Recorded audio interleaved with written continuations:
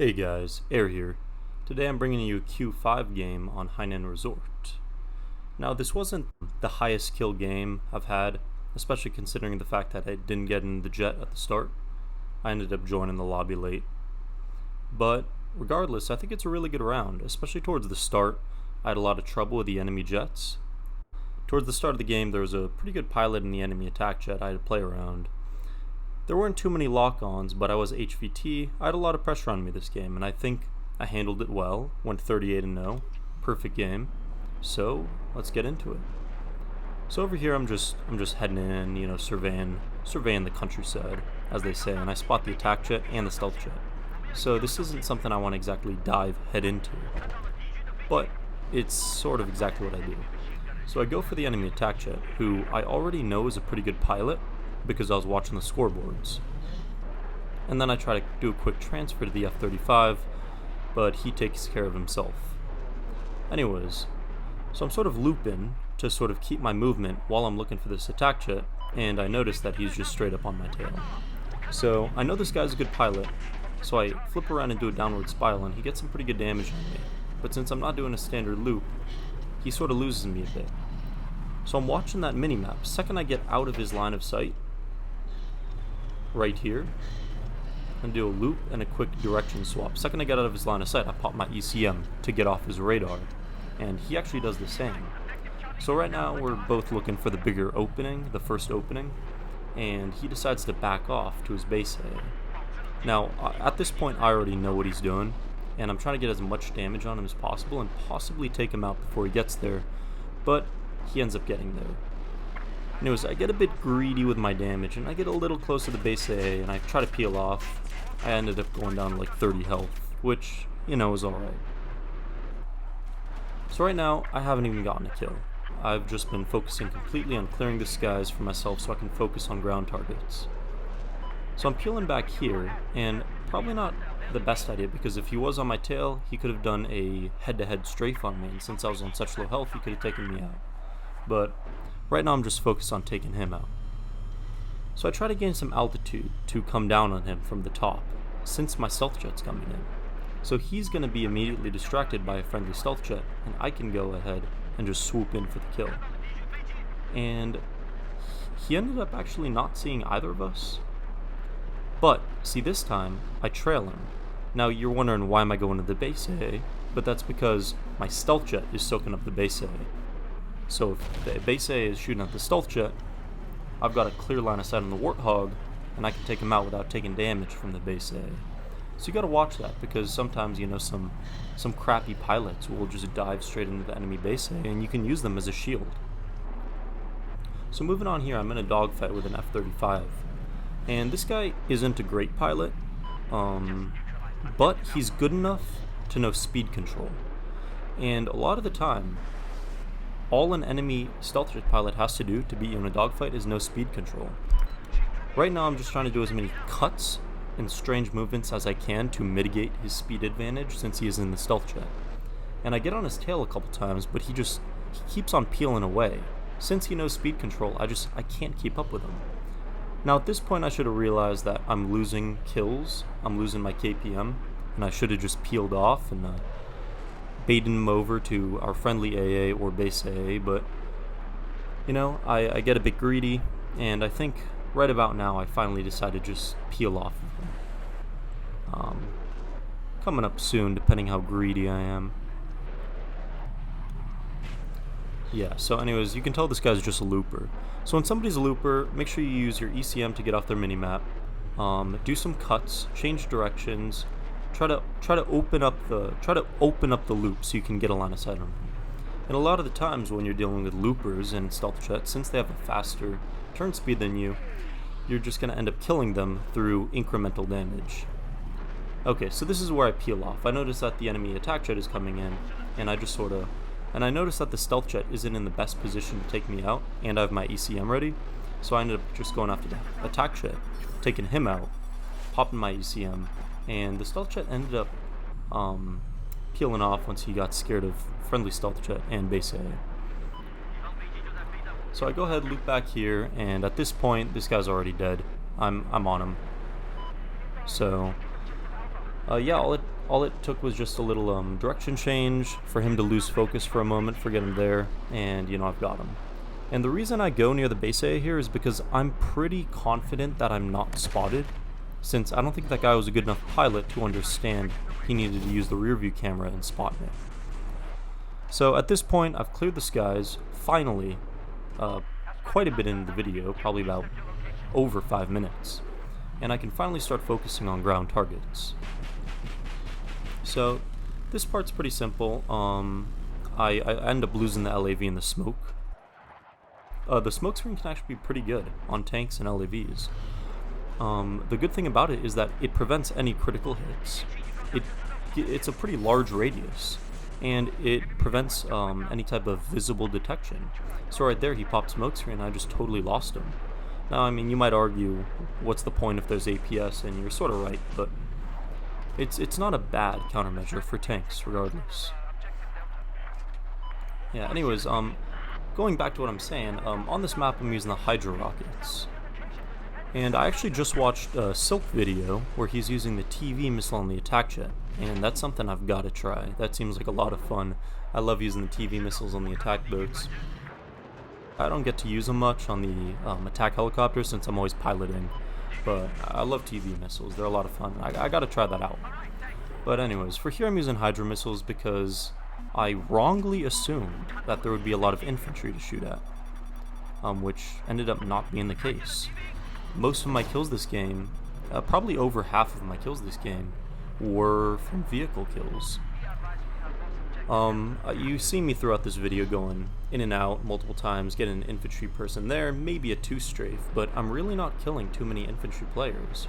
And I think a much better option would have been the JDAM for this match. I would have been able to be a lot more effective with the LAVs and boats and the AA. Regardless, I take out that attack jet there just really quickly, and from this point on, the original pilot in the attack jet ended up leaving the game or changing his playstyle. Not sure, I didn't end up seeing him again, which is a good relief because getting into dogfights with good attack jet pilots or stealth jet, well, if it's a good stealth jet pilot, I'm just dead. Or I gotta hang around my base A until somebody else takes him out. But getting into dogfights with people who can match you is pretty bad because, you know, I can usually win my dogfights, but it's going to take me 2 to 3 minutes to win that dogfight, and if I do that, then I'm missing out on 5 or 10 kills. And dogfights really hurt your KPM. And dogfighting is something you have to be able to do well because sometimes you're put in situations where you don't have a choice to do it. And if you're not good at it, then you're going to die, and that's going to ruin your game. But generally speaking, if you're going for a farm game, if you're trying to farm, you don't want to get into dogfights. The only reason here I'm focusing on the jets is because I have literally 0 air support for my stealth jet. Not once during this entire match does anybody halfway decent hop in the stealth jet. So, yeah, I guess I'm just trying to mitigate everything, and there's an AA mine that went through countermeasures, AA mines love to go through countermeasures, it's their favorite thing to do. But, yeah, having no air support from your stealth jet is really rough as an attack jet pilot, and if that good pilot in the enemy attack jet from earlier on in the game decided to hop into the stealth jet, he would have given me a really hard time, and this would not have been a perfect game. He would have absolutely killed me once or twice. Moving on, I'm just trying to extend my strafes a bit so I can 2-pass these LAVs. The problem with Hydras, unlike JDAMs, is you have to end up 2-passing them. JDAMs are much easier to get a 1-pass on, but typically speaking, boats are pretty easy to 1-pass with Hydras. LAVs and tanks aren't. You typically have to 2-pass them. Well, more like a pass and a half. You usually can get 70 or 80 damage on them on a good strafe, and then you just turn around and touch them off. The worst part about Hydras is dealing with the AA. And luckily for me, this match, I didn't have to deal with the AA until there was maybe 150 tickets left on the enemy side's team. And also, I didn't get marked as HVT until later on in the game, but for the last 200 tickets, I was constantly HVT. Now, I feel a little bit bad about this, but the enemies had enough objectives where I didn't feel like it would hurt them too much to lose an attack boat, so I just went ahead and did that. And there you see me getting after the stealth jet. I just was in a good position to, and he was pretty oblivious, so I decided to take him out what I could. Yeah, but as I said, hydras or JDAMs are good. I know a lot of people on console use hydras versus PC players use JDAMs, and I myself am more of a JDAM guy. I would say I have a lot more kills with JDAMs than I do hydras, but sometimes I will switch over to hydras. I feel like the versatility is definitely a good thing to have. Although you lose out on damage output on vehicles, your capabilities to handle infantry are much better than they would be if you had JDAMs. One thing I'm sort of neglecting to do in this game that could have gotten me a lot more kills is strafing the top of Charlie building. There were enemies up there for about the entire game, but I just felt like there was so much armor, so many more important targets to help my team, that I ended up just focusing on that. And unfortunately for this attack jet, he sort of just flew right into my strafe. I was pulling up from that LAV, he flew right in front of me. Very unlucky for him, but if he was a little bit less oblivious, he might have not done that. So I guess it's his fault in the end. But yeah, this game isn't too much of a farm game. It's more so playing smart and trying to help my team win. I'm trying to go after clumps of enemies, trying to push friendly objectives. Attack boats, LAVs. I actually don't really go for helicopters in this game, but that's because there weren't any good helicopter pilots in the enemy team. If there were, I would have shifted my playstyle and tried to get some hydras on them. Also, a quick tip, ever since they nerfed the attack jet cannons long ago for air-to-air, I find that hydras are a lot more effective against aircraft than the cannons. Not aircraft, helicopters. So I would actually recommend using your hydras primarily when it comes to dealing with enemy helicopters. For transports are really easy to hit. You can one-pass transport with hydras. It's insane. Once you get accurate with them, it's absolutely nuts. But even for scout helicopters or attack helicopters, the hydras are pretty effective. Just remember to lead your shots. And also, when you're using the hydras, you want to aim with the top of the eye. Not the middle, not the bottom. Aim with the top of the eye. That's going to give you the best accuracy. It's almost like the missiles land in the corners of the top of the eye. That's what you should be picturing when you're going for accuracy with the hydras. Also, one thing people don't utilize of the hydras enough is they actually have a really far range. I believe hydras can extend as far as 1,000 or even 1,200 meters. So use that. You can come off of a really far strafe and go into the strafe when you're 1,000 meters away and prime up your target with your hydras and get a good 30-40 damage on them. And then go ahead and finish them off with the cannons as you get closer. Hydras are much better at range than cannons are. Right now I'm going to shift and try to add a little bit more detail to what I'm doing specifically in the video. So obviously right there I'm just killing infantry. But I always use my rear view cam when I'm peeling away from any target. Every time I peel away from a target, unless I have another one in front of me, I use my rear view cam. For some reason, I find it easier to spot enemies, and I'm talking about like the game spotting. I'm not talking about spotting with my own eyes. I'm talking about marking enemies. For some reason, the game allows you to mark enemies a lot easier when you're in your rear view cam than if you are in your front. I don't know why this is, but it's really useful for getting locations on infantry when you're peeling away and then you just circle back for another strafe with your hydras. Here there's a lot of infantry, and I could have probably gotten more kills, but right now I'm HVT, and I'm getting locked out of my mind. So, and also, quick thing there, you saw me turn my jet upside down when the missile was coming in.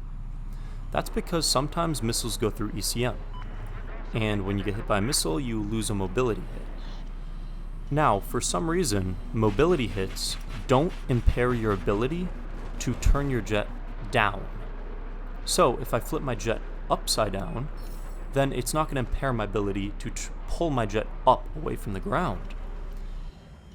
That's going to mean if I get hit by a missile and get a mobility hit, I'm not going to go crashing into the ground, which is something that is very infuriating.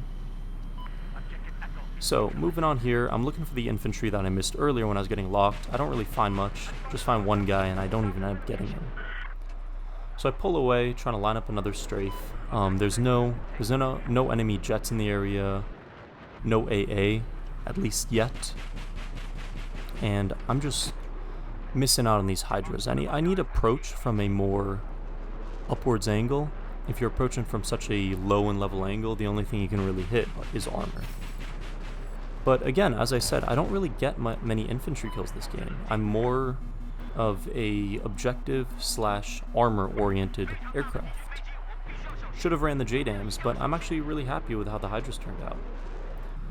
So I'm keeping that jet in my peripheral vision, and I'm not too worried about him because, as I said, there's not really any good jet pilots in the enemy team. So I'm just focusing on those guys up on top of Charlie building because those were some of the ones locking me with stingers. And as long as they're alive, they're going to make my strafes very hard. They're going to hurt my KPM. They got to go down. So I'm peeling off to the side, trying to maintain low visibility, because if I can come up for a surprise strafe, it's going to give me an extra 5 or 10 seconds before I get locked on, which gives me an extra 5 or 10 seconds to shoot my target. As you see there, I almost immediately get locked on. And in that scenario, I actually pre-ECM. I popped my ECM before the missile actually launched, for the reason being, I was in a very awkward position. If that missile ended up going through my ECM, I would have absolutely been dead. So here I see the stealth jet, and I'm just going to end up getting on his tail. Might as well take him out while I have an advantageous position, no reason to leave him up. At this point, there's no good pilots. I'm more scared of them jet ramming me than I am of them actually killing me.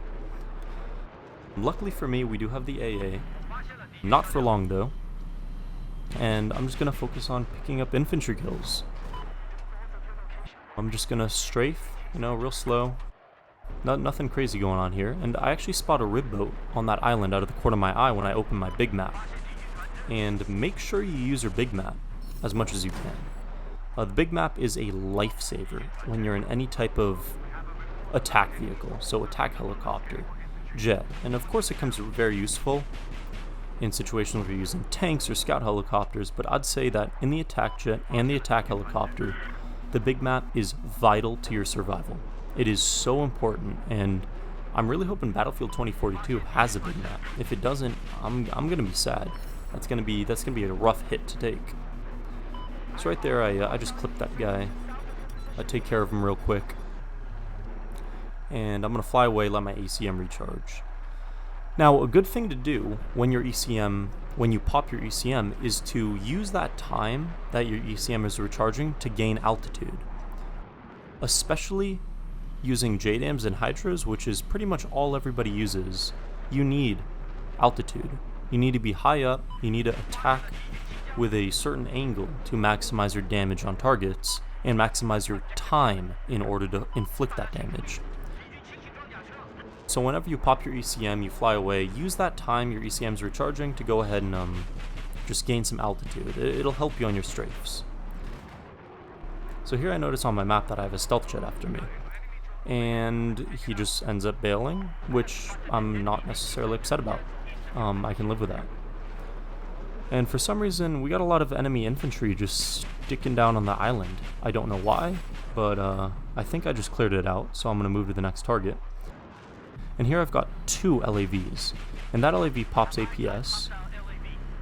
I hit him for 55, so I'm just going to do this, and this is actually pretty nice. So whenever you go upside down and you use a rear view camera, you can actually align yourself really well with your target, and you just flip around without having to do any type of lateral motion and swing in and destroy them. If you get a lot of damage on a target, it's a good strategy to use.